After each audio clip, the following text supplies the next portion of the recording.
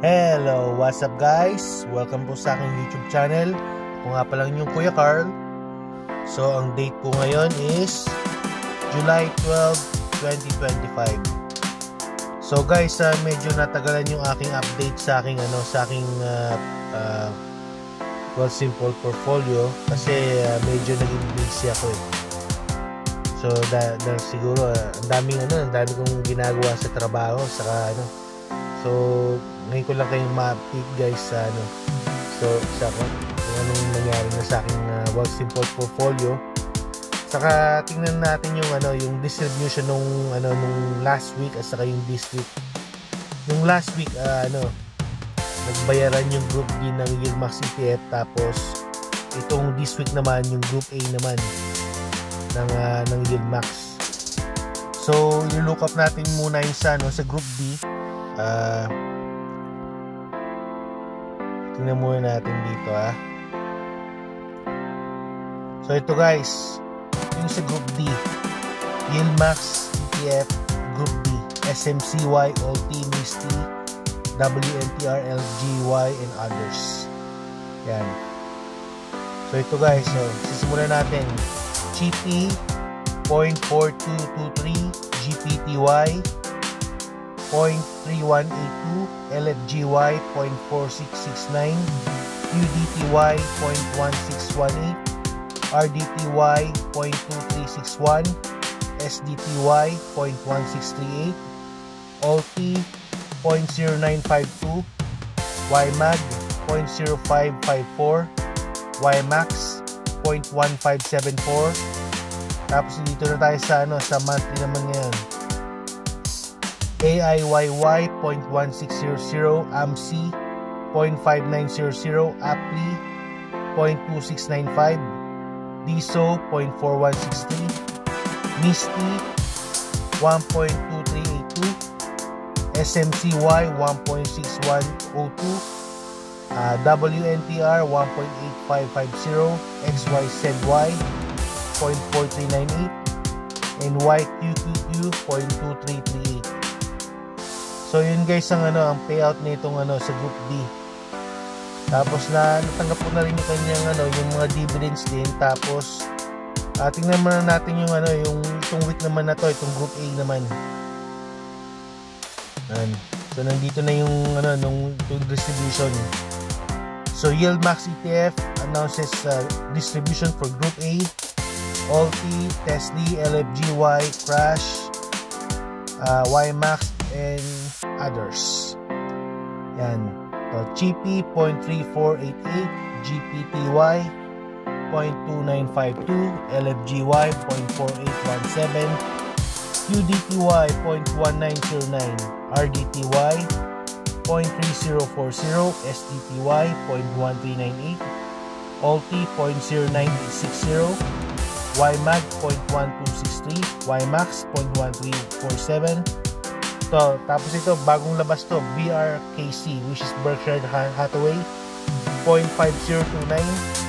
Tapos Crash 0.2156, FIT 1.4445, PB 1.02177, GUI 0.3077, OARC 0.3439, SNOI 0.4710, Tesla, mababa itong Tesla guys, 0.3873, TSMY 0.6378, SOMO 0.3649, and YBIT 0.3812. So as usual guys, itong Group A talaga ito talaga yung pinakamababang mag-payout sa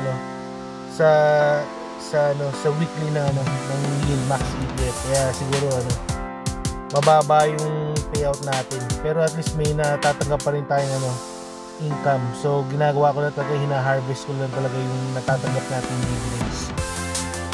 So punta naman tayo sa aking Wealthsimple account.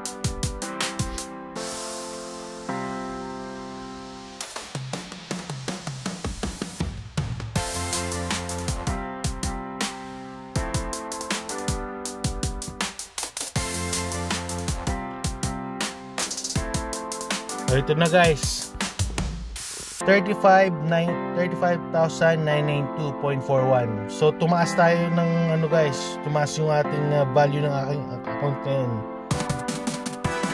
So anong dahilan bakit tumaas? Nakalagay dito, Bitcoin hit all-time high. Yan o, tingnan natin. Bitcoin reached all-time high. There are several factors contributing this new high. New Bitcoin ETFs have made it much easier for both individual and institutional investors to buy in, leading in an inflow of cash. Corporations are now buying and holding Bitcoin in their company treasuries, which reduces the amount of Bitcoin available at the open market. Pro-crypto US policies, like the creation of the Strategic Bitcoin Reserve and the upcoming supporting legislation, are boosting investor confidence. So yun guys, tumataas na naman po ang value ng Bitcoin.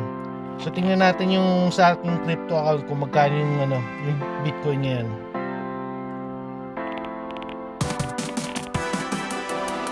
Okay, so guys, hindi ako masyadong nag-invest sa cryptocurrency, pero meron akong nakalagay na pera dito na konti lang kasi tinatrack ko yung Bitcoin eh. So as of now guys, ang value ng Bitcoin ngayon, 1 Bitcoin is equal to 160,724.13. Naglalaro-laro siya yan, oh. Ito yung pinakamataas ngayon guys na na-reach ng Bitcoin. So kung marami kang investment sa Bitcoin, dami mo na sigurong pera. Yan, meron lang akong dito, $13.99 na which is yung aking full cost, $7.97. Tumaas na ng $13.99. Yun guys, kaya ako tinatrack yung Bitcoin kasi yung pinakamalaki kong holding sa aking portfolio is related din sa Bitcoin, which is ang nito is yung MSTY. So MSTY is crypto holding company siya na nag-hold ng maraming Bitcoin. So ngayon guys, to TFSA ko 16,225, tumaas din siya. Tumaas yung value niya ngayon.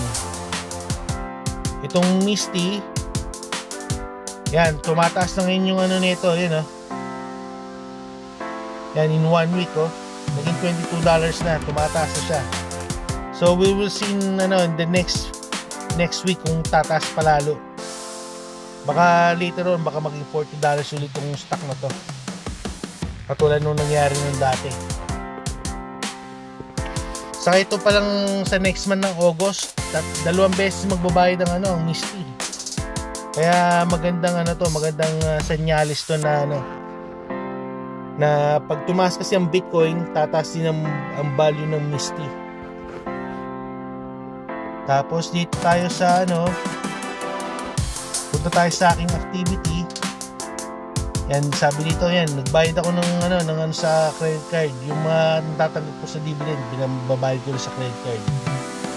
Tapos yan, nakatanggap na ako ng mga dividend sa Group A noong July 10. Yan. Yan, nakatanggap na tayo ng mga dividends. Yan. Tapos bumili rin ako ng growth funds, yan, BFB. Nilalagyan ko yan. Nakatanggap na rin tayo July, BFB, nakatanggap tayo ng maliit lang dividends, 24 cents. Yan. Tapos July 6 to, yung sa Group D, nakatanggap na tayo ng dividends din. Yan kakalculate natin to end of the month kung magkano kinita natin. Pero as of now, pa rin, we will keep on harvesting the dividends, yung ating kita. Lalo na itong sa MSTY, kasi ito yung pinakamalaki kong holding talaga eh. Ayan.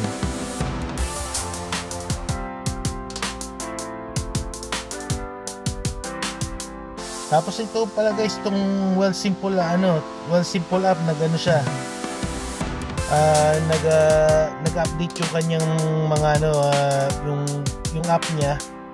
Sinasabi na niya dito kung magkano yung mga na-receive mong dividends, yung all time. So ito, punta tayo dito, yan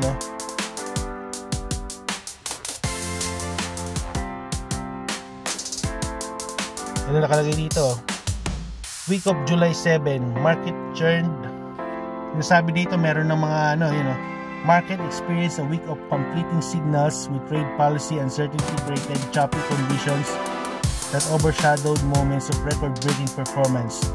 While the S&P 500 managed to notch fresh highs midweek amid signs of extreme greed, repeated tariff threats from Trump kept volatility elevated and created headwinds for risk asset by weekends. Here are the highlights. US small caps continued their run. Smaller companies extend their recent outperformance streak, leading weekly gains despite experiencing heightened volatility as trade policy is uncertainly weighted on sentiments. Trump's trade talks dominate headlines. Repeated tariff threats throughout the week boosted the dollar and created persistent market turbulence, with investors struggling to gauge the potential impact of escalating trade rhetoric. Bulls flash extreme greed signal. Sentiment indicators hit euphoric levels midweek as the S&P 500 climbed to fresh records, suggesting investors may be getting overly optimistic about market prospects. Canadian job market surprises. Employment growth came in well above expectations while unemployment dropped more than forecasted, providing a bright spot for the Canadian economy. And then Treasury yields rise despite strong US auction.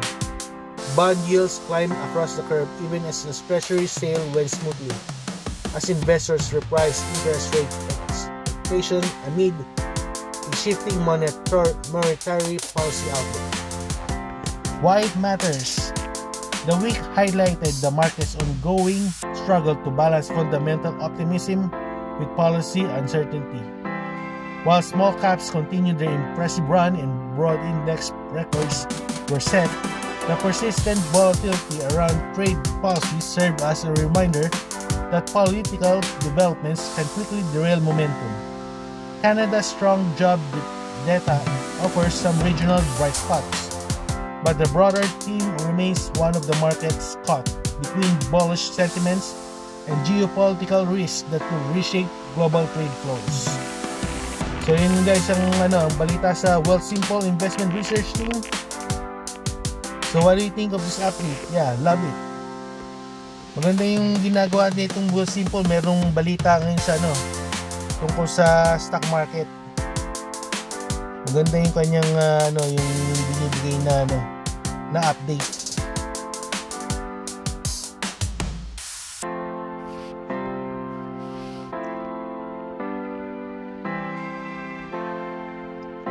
Yan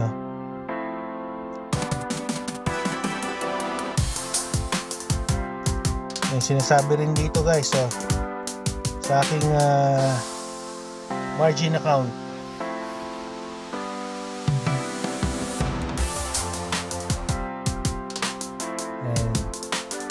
Yung margin account ko guys, tumaas din. Maximum buying power 549.22. Margin health is good. Ang ayoko lang i-link talaga yung aking TFSA kasi pag nilink ko yung TFSA ko sa margin, madadamay din yung TFSA. Kasi karamihan ng mga stocks ko dito is volatile na talaga.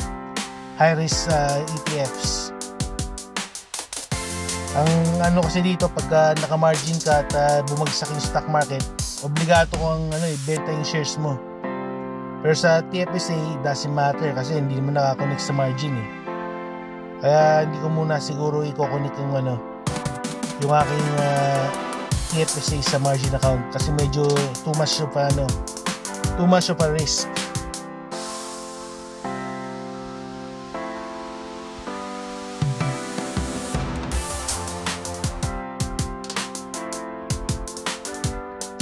So yun guys, siguro muna yung aking update for today. And I hope na update ko kayo sa aking Wealthsimple portfolio. And so yun nga guys, ang balita ngayon yan. Nagtarik-tarik naman to si Trump, tapos Bitcoin is going all-time high na naman again.